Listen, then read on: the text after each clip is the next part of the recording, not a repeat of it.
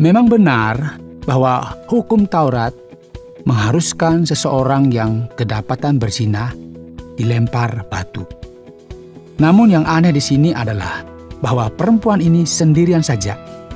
Dan jika orang ini memang berzina, maka tentu dia tidak akan melakukan dosa itu sendiri saja. Saudara pendengar, bersama dengan saya Oti Priambodo dalam program Jalan 66. Program ini akan memberikan pengetahuan Alkitabiah dan menyuguhkan kepada kita jalan keselamatan. Saudara, pada program ini merupakan sebuah petualangan yang menjelajahi ayat demi ayat dalam firman Tuhan, dan perjalanan kita kali ini sudah masuk pada kitab Injil, yaitu Injil Yohanes pasal yang ke-8. Bersama dengan saya, Pak Yohanes akan membawakan sebuah cerita mengenai pengampunan dan kasih. Topik kita kali ini adalah kebebasan dan kemerdekaan, lingkupilah kami. Pendengar yang terkasih, tentu Anda sudah tahu bahwa sering sekali kita hidup di bawah suatu tekanan yang begitu berat dan tanpa arah. Bagaimana kita bisa untuk menemukan kemerdekaan di dalam dunia yang begitu penuh dengan kebohongan dan tipu daya? Mari kita menemukan jawaban ini bersama-sama. Pendengar terkasih, saya yakin bahwa banyak dari saudara yang akan setuju bahwa kebebasan merupakan salah satu hal yang penting dalam kehidupan masyarakat di dunia ini. Hari ini kita mendengar di seluruh dunia kisah tentang perbudakan, yaitu mengenai perampasan hak-hak individu atau kelompok di sepanjang sejarah manusia. Jadi sekarang kita akan melihat masalah besar ini, yaitu masalah yang berkaitan dengan kebebasan dan kemerdekaan yang merupakan sesuatu yang sudah berakar sangat dalam, dan sebenarnya ini merupakan suatu permasalahan yang berkaitan dengan kerohanian. Mari saya mengajak kita untuk memperhatikan sekarang pasal 8 dari Injil Yohanes, dan kita akan melihat apa yang sebenarnya terjadi. Kita sampai pada bagian pertama, sampai dengan ayat 12, dan bagian ini diawali dari pasal 7 sebenarnya, mulai ayat 53, yaitu ayat terakhir dari pasal 7. Firman Tuhan akan menceritakan kepada kita sebuah kisah yang telah banyak dibahas. Dikatakan di sana, maka ahli-ahli Taurat dan orang-orang Farisi membawa kepadanya seorang perempuan yang kedapatan berbuat zina. Mereka menempatkan perempuan itu di tengah-tengah lalu berkata kepada Yesus, "Rabi, perempuan ini tertangkap basah ketika ia sedang berbuat zina. Musa dalam hukum Taurat memerintahkan kita untuk melempari perempuan-perempuan yang demikian. Apakah pendapatmu tentang hal itu?" Mereka mengatakan hal itu untuk mencobai dia, supaya mereka memperoleh sesuatu untuk menyalahkannya. Mari saudara, kita perhatikan. Dalam pasal sebelumnya, orang-orang ini hendak membunuh Yesus dengan cara apapun. Tetapi Yesus membungkuk lalu menulis dengan jarinya di tanah, dan ketika mereka terus-menerus bertanya kepadanya, ia pun bangkit berdiri lalu berkata kepada mereka, "Barang siapa di antara kamu tidak berdosa, hendaklah ia yang pertama melemparkan batu kepada perempuan itu." Lalu ia membungkuk pula dan menulis di tanah. Tetapi setelah mereka mendengar perkataan itu, pergilah mereka seorang demi seorang, mulai dari yang tertua. Akhirnya tinggallah Yesus seorang diri dengan perempuan itu yang tetap di tempatnya. Lalu Yesus bangkit berdiri dan berkata kepadanya, "Hai perempuan, di manakah mereka? Tidak adakah seorang yang menghukum engkau?" Jawabnya, "Tidak ada, Tuhan." Lalu kata Yesus, "Aku pun tidak menghukum engkau. Pergilah dan jangan berbuat dosa lagi mulai dari sekarang." Saudara, jelas sekali bahwa dosa merupakan tanda pertama dari penjara yang sebenarnya, hilangnya kebebasan dan kemerdekaan dalam diri seseorang. Perempuan ini hidup dalam sebuah keadaan yang memerlukan pembebasan secara rohani. Namun demikian, tidak ada solusi yang jelas atas masalah yang ia alami ini. Hanya ada satu hal yang ia miliki, yaitu tuduhan atas kesalahan yang ia lakukan. Nah, kita bisa melihat bahwa Yesus datang untuk memberikan sebuah kemerdekaan yang sejati. Jadi, dia tidak ada di sana untuk menyalahkan perempuan tersebut. Orang banyak yang ada di sana yang mempersalahkan perempuan ini, mereka bukanlah orang-orang yang jujur dan tulus. Mengapa, saudara? Karena jika perempuan ini tertangkap karena melakukan zina, tentu ia tidak melakukannya sendiri, ya kan? Perbuatan zina biasanya melibatkan dua pihak.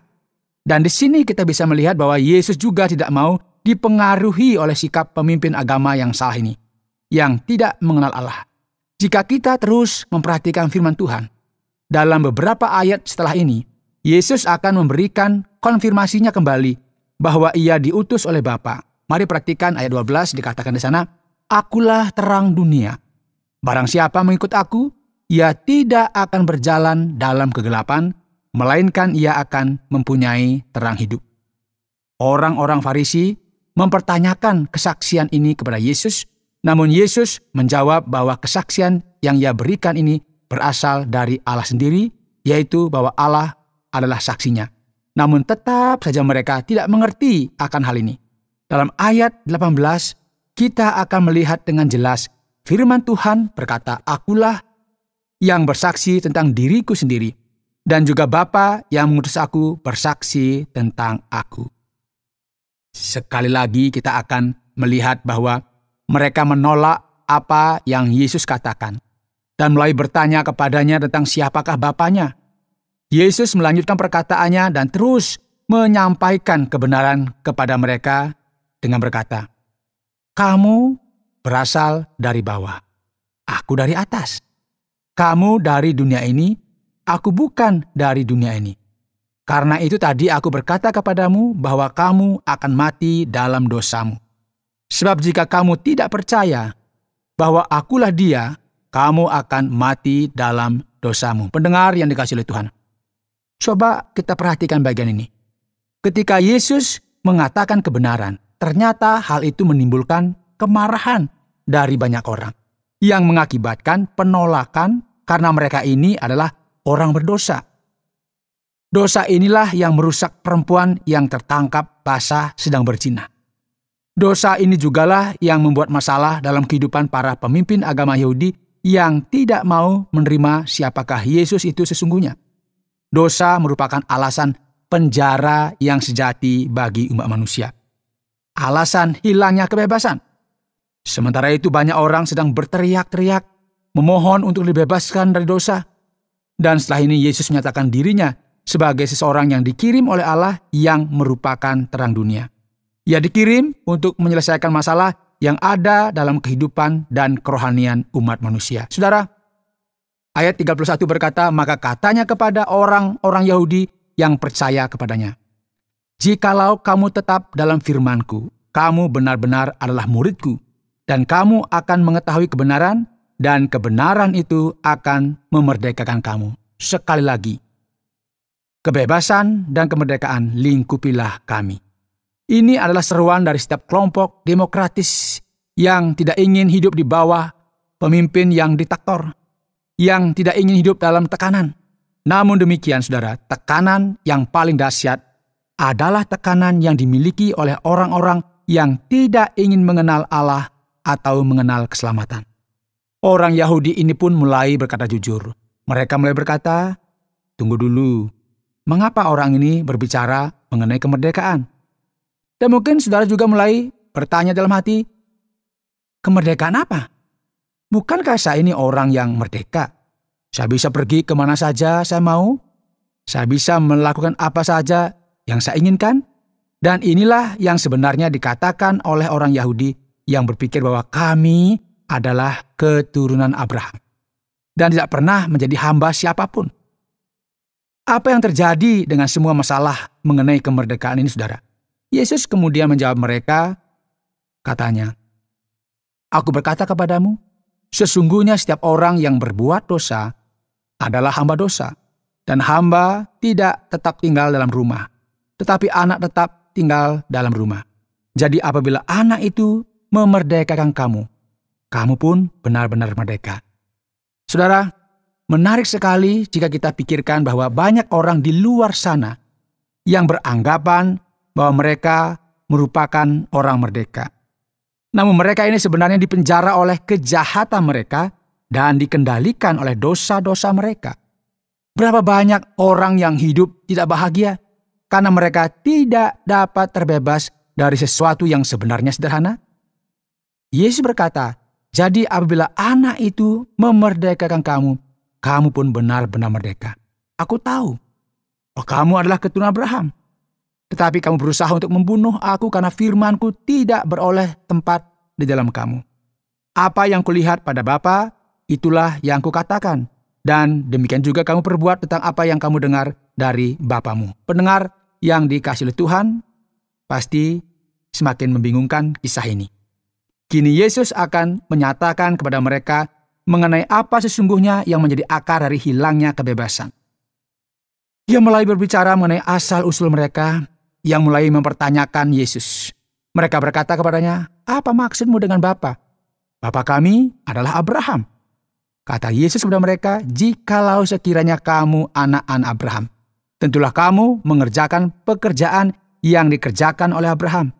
Pekerjaan yang demikian tidak dikerjakan oleh Abraham. Kamu mengerjakan pekerjaan bapamu sendiri. Jawab mereka, apa maksudmu? Kami tidak dilahirkan dari zina. Bapa kami satu, yaitu Allah. Kata Yesus kepada mereka, jikalau Allah adalah bapamu, kamu akan mengasihi aku, sebab aku keluar dan datang dari Allah. Dan aku datang bukan atas kehendakku sendiri, melainkan Dialah yang mengutus aku. Saudara, Yesus menyatakan kepada mereka akar dari permasalahan hilangnya kemerdekaan mereka ini. Iblislah yang menjadi bapamu, dan kamu ingin melakukan keinginan-keinginan bapamu. Ia adalah pembunuh manusia sejak semula, dan tidak hidup dalam kebenaran, sebab di dalam dia tidak ada kebenaran. Apabila ia berkata dusta, ia berkata atas kehendaknya sendiri, sebab ia adalah pendusta dan bapa segala dusta. Tetapi karena aku mengatakan kebenaran kepadamu, kamu tidak percaya kepadaku. Siapakah di antaramu yang membuktikan bahwa aku berbuat dosa? Apabila aku mengatakan kebenaran, mengapakah kamu tidak percaya kepadaku? Barang siapa berasal dari Allah, ia mendengarkan firman Allah. Itulah sebabnya kamu tidak mendengarkannya, karena kamu tidak berasal dari Allah. Pendengar terkasih, ini merupakan kebenaran yang luar biasa. Baik orang yang rohani maupun orang biasa yang menderita oleh karena hilangnya kebebasan. Mungkin mereka tidak menyadari bahwa alasan dibalik penjara yang mereka alami ini sebenarnya adalah masalah rohani. Ada tekanan dari si jahat yang membuat seseorang tidak tertarik kepada perkataan Yesus yang memberikan kebebasan. Penting sekali bagi kita semua untuk mengamati dan mengevaluasi kehidupan kita, supaya kita tahu apakah kita berada dalam keadaan ini atau tidak. Kita perlu berseru, kebebasan, kemerdekaan, lingkupilah kami. Ini merupakan kebebasan rohani yang hanya akan kita peroleh melalui Yesus. Para pemimpin agama Yahudi menjadi marah. Mereka menyebut Yesus sebagai orang Samaria dan kerasukan setan. Namun Yesus berkata, Abraham bapamu bersukacita bahwa ia akan melihat hariku, dan ia telah melihatnya dan ia bersukacita. Maka marahlah mereka.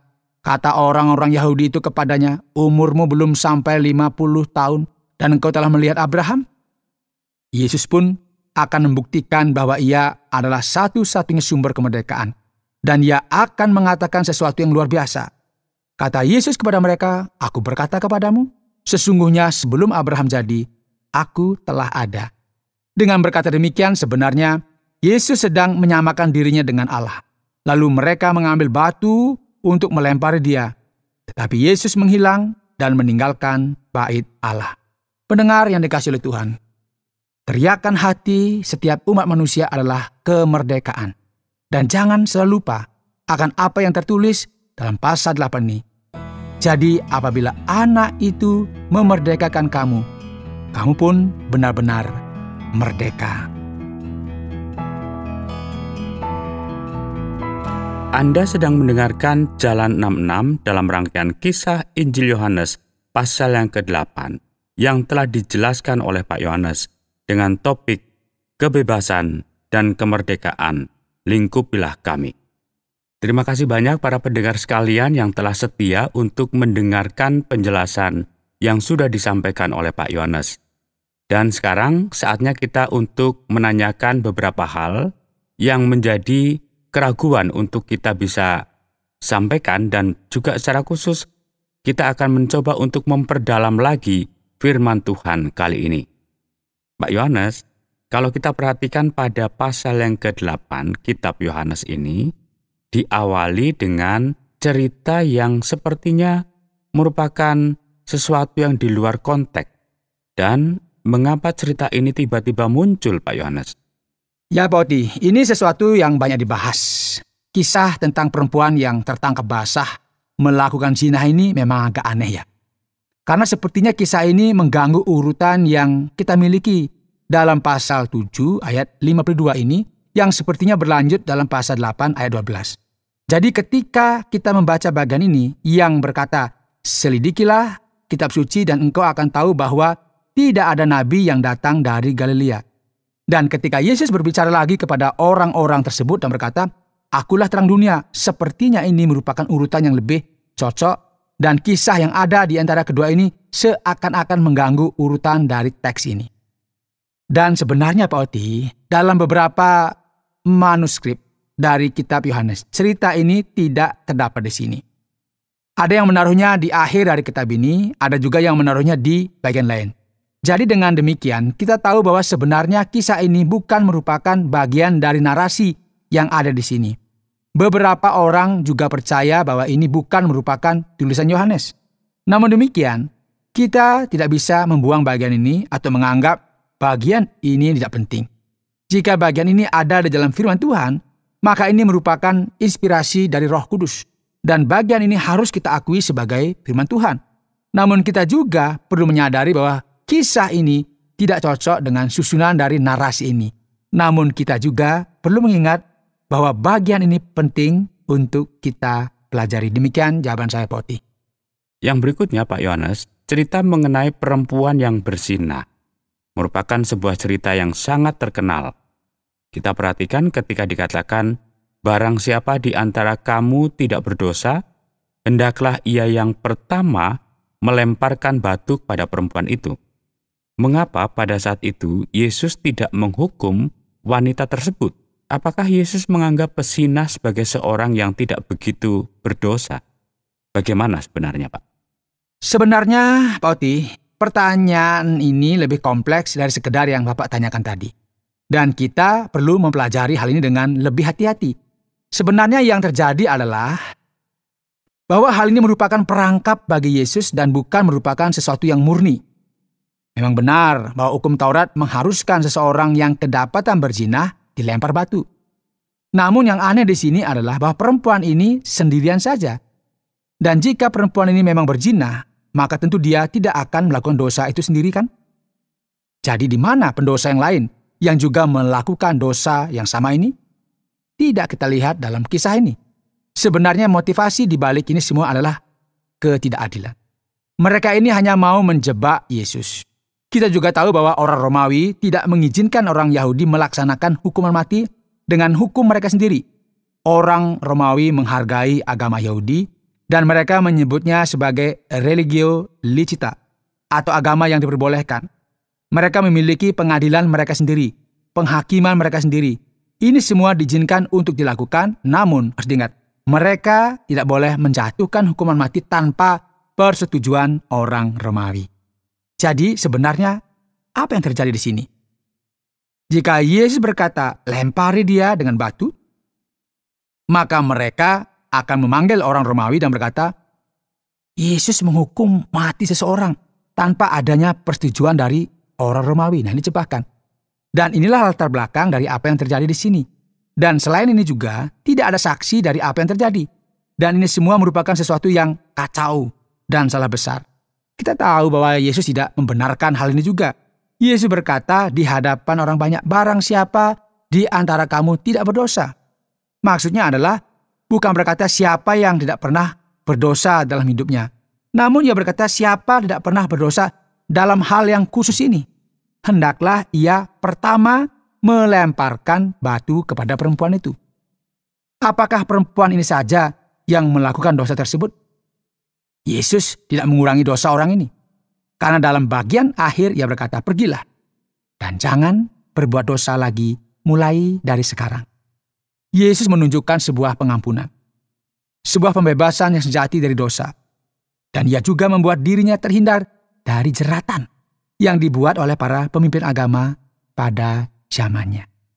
Dalam pasal yang ke-8 dari kitab Injil Yohanes ini, Pak Yohanes, khususnya pada ayat yang ke-12, ayat yang ke-18, ayat yang ke-24 dan yang ke-58. Di sini Yesus berkata, "Akulah," yaitu ketika ia berbicara dengan orang Yahudi. Sebenarnya siapakah dia itu, Pak Yohanes? Dan mengapa ia memakai frasa yang sepertinya tidak lengkap di sini?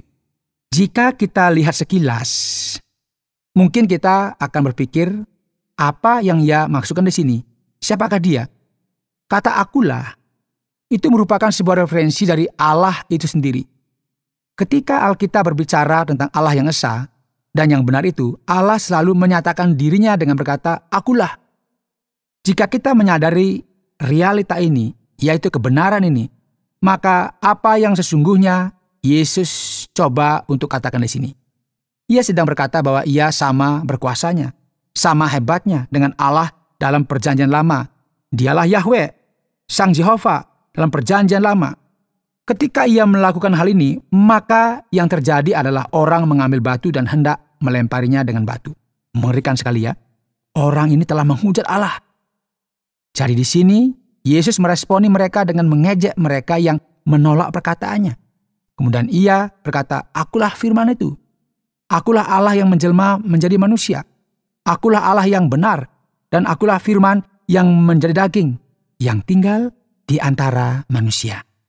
Yang berikut, Pak Yohanes, bagaimana Yesus berkata bahwa ia dan Abraham telah saling mengenal pada zaman dahulu. Apakah kita bisa mempercayai kebenaran ini? Dan inilah yang dikatakan pada pasal yang ke-8, ayat yang ke-56. Bagaimanakah mungkin karena rentang waktu yang dialami mereka sangat jauh? Setiap referensi yang dibuat oleh pemimpin agama pada zaman Yesus selalu berkaitan dengan Musa, Abraham, atau Daud. Dan tidak diragukan lagi bahwa ada sesuatu yang signifikan ketika kita berbicara mengenai seseorang seperti Abraham. Jadi ketika Yesus menempatkan dirinya sama dengan Abraham, Yesus sebenarnya sedang mengejutkan orang-orang ini karena mereka sangat bangga dengan silsilah mereka. Dan jelas sekali Yesus berkata bahwa ia telah ada sebelum Abraham. Dengan kata lain, ia menyatakan tentang eksistensinya dengan kehidupan di sini. Tentu dia bukan merupakan orang biasa, dan mereka seharusnya menyadari hal ini. Dengan demikian, Yesus sedang menekankan tentang keilahiannya. Bagaimana ia mengenal Abraham? Tentu Yesus tidak hidup pada zaman Abraham. Dan ia bukan merupakan salah seorang tokoh dalam kisah itu. Dan kisah ini juga tidak berbicara mengenai reinkarnasi atau tentang Melkisedek. Bukan. Firman Tuhan jelas sekali berbicara mengenai pre-eksistensi Kristus. Keberadaannya sebelum ini. Karena ia adalah Sang Anak Allah. Baik, Pak Yohanes. Kalau kita perhatikan tadi, Pak Yohanes, Bapak baru saja berbicara tentang keilahian Yesus di sini. Ada pendapat bahwa Injil Yohanes ini dituliskan lama setelah Injil yang lain. Apakah ini merupakan sesuatu yang masuk akal? Sepertinya pasal yang ke-8 ini sangat menekankan keilahiannya. Ini diskusi yang menarik, Pak Oti. Memang Injil Yohanes ditulis paling terakhir setelah Injil-Injil lainnya. Mungkin Injil ini ditulis pada tahun 90-an. Sementara Injil lainnya dituliskan sebelum tahun 70. Banyak ahli berpendapat Injil ini dituliskan lama setelah Injil-Injil lainnya, setelah orang-orang mulai percaya bahwa Yesus adalah Allah. Karena Injil ini sangat menekankan tentang keilahian Yesus. Kita tidak boleh setuju dengan pendapat ini. Karena jelas sekali dituliskan dalam Injil lainnya bahwa Yesus itu ilahi. Semua Injil-Injil ini membuktikan keilahian Yesus. Dan kita juga akan melihat penegasan ini dalam tulisan Rasul Paulus. Jadi, pendapat tadi tidaklah benar. Menarik sekali karena seorang ahli yang bernama John Robinson yang sangat paham tentang Alkitab, ia memiliki cara pandang yang sangat liberal, menyatakan bahwa Injil Yohanes ini merupakan Injil yang tua. Dan meskipun Injil Yohanes menekankan keilahian Yesus lebih dari Injil-Injil lainnya, kita tidak bisa menganggapnya berbeda dari Injil lainnya. Bahkan menganggap bahwa Injil ini merupakan karangan dari orang Kristen yang ada di kemudian hari, yang tidak ada pada zaman Yesus. Tidak bisa kita ragukan lagi bahwa seluruh perjanjian baru fokus kepada fakta mengenai keilahian Yesus. Baik Pak Yohanes, terima kasih banyak untuk semua jawaban yang telah diberikan kepada kita. Dan bagi saudara pendengar sekalian, jangan kemana-mana dulu, tetaplah bersama kami dan jangan terbawa oleh imajinasi Anda. Mari kita dengarkan kesimpulan dari bagian Yohanes pasal yang ke-8 ini. Saudara, hari ini pada program Jalan 66, kita telah mempelajari kitab Yohanes pasal 8. Tema kita hari ini adalah kebebasan dan kemerdekaan lingkupilah kami. Yesus berkhotbah tentang kebebasan dan kemerdekaan kepada perempuan yang tertangkap basah melakukan zina. Yesus memberikan konfirmasi bahwa ia berasal dari Allah dan bahwa Allah lah yang mengirim dia untuk berbicara mengenai kebebasan, kemerdekaan yang ia bawa bagi kita. Ia juga menyatakan kepada para pemimpin agama Yahudi, menjelaskan kepada mereka bahwa ia adalah satu-satunya jalan menuju kemerdekaan. Pendengar yang dikasihi, tidak ada yang lebih parah daripada di penjara.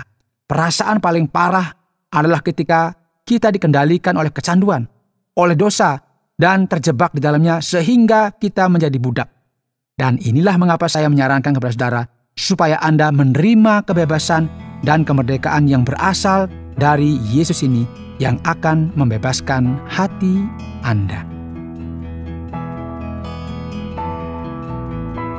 Saudara pendengar, karena waktu yang tidak memungkinkan, kita akhiri program Jalan 66 kali ini.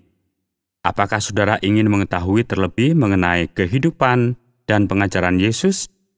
Kami menantikan Anda untuk tetap mengikuti pelajaran berikutnya dalam lanjutan pembelajaran tentang apa yang diajarkan Yesus Kristus kepada kita. Saudara, program Jalan 66 mengundang Anda untuk terus bersama dalam seri pembelajaran Alkitab yang memberikan pelajaran menyeluruh tentang firman Tuhan. Jika Anda memiliki pertanyaan atau berespon terhadap topik berhubungan dengan program ini, silakan menyampaikan melalui WhatsApp ke nomor 081 333 777 386. Terima kasih atas perhatian Anda.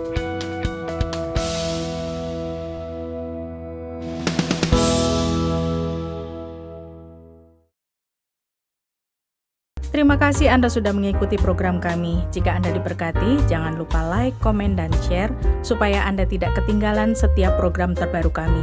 Jangan lupa juga untuk subscribe channelnya dan nyalakan loncengnya. Jika Anda ingin mendukung pelayanan kami, bisa melalui rekening kami berikut ini atau menghubungi kami di sini.